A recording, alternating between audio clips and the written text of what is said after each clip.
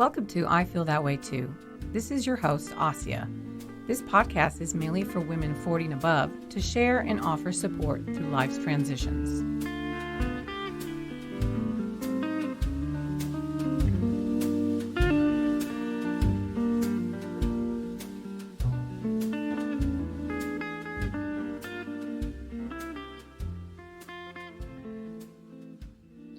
Welcome back, everyone. This is episode 4.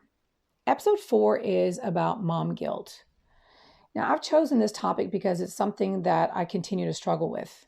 I have 3 young adult children, and my mom guilt began when I was pregnant with my first one. I always figured that when they became adults, that these feelings would go away. But in my case, they got worse. So in this episode, we will learn how guilt shows up and things to consider to help alleviate this dreadful feeling.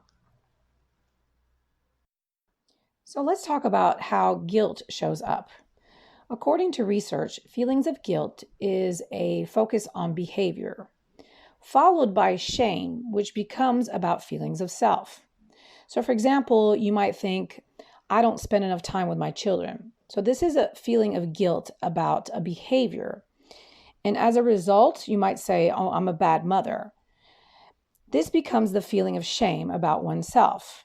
The combination of guilt and shame leads one into deep judgment, comparison to others, and constant negative thoughts. We hide these thoughts, but often start believing in them. So now here are some considerations that might change your mind about feeling guilty. Number 1. Well, we've all heard that there's no handbook or no rules about how to do any of this. Well, it's very true. No two families are alike, so why are we listening to the so-called rules that have been created out there? We look at what everyone else seems to be doing and think to ourselves, it must be the best way. But in reality, it's not. What might work for one family might not work for yours. So this is a time that you question the norm and create a life that is more ideal for you and your family. Number 2, believe it or not, it's not your job to make your children happy. Your child's feelings belong to them, no matter what you do. If they want to feel unhappy, they will feel unhappy.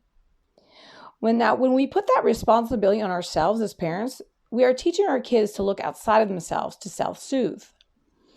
If they think happiness comes from people and events outside of themselves, they will struggle. Allow them to feel and to develop the ability to find the positive emotions on their own. Number 3 is the reverse. It's not your kid's job to make you happy. Now, this is the one that I particularly struggled with. And it's not because that, I thought that my happiness depended on my children. It's not that. But what happened is every time they faced hardship, in comes the guilt. I'm thinking, oh my God, maybe I missed a lesson. Maybe if I gave them more support, this would not happen. But what I've come to realize, well, first of all, is that they will have ups and downs in life. But what I feel afterwards is my choice.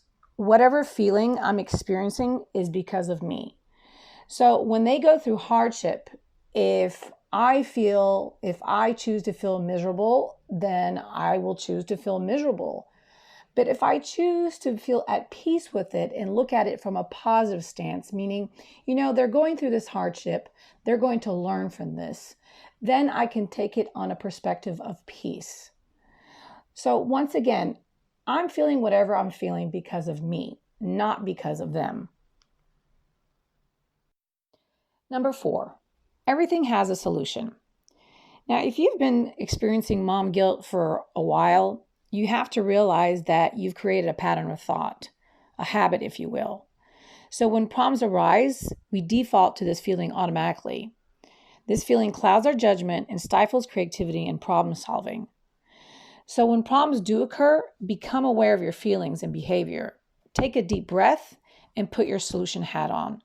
I know it's hard, but everything has a solution, and you will know what to do. And finally, number 5, don't be so hard on yourself. Remember, whatever decisions that you made at that time, you made them thinking that this was the best thing for your child. You made a decision on what you knew at that time. So don't be so hard on yourself. Start considering what you're contributing to your family rather than what you may be missing or what you may not have done. Be kind to yourself and let go of that perfectionism. Thank you so much for listening.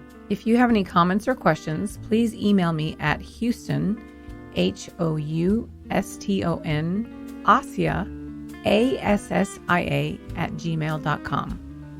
Thank you for listening once again, and talk to you next time.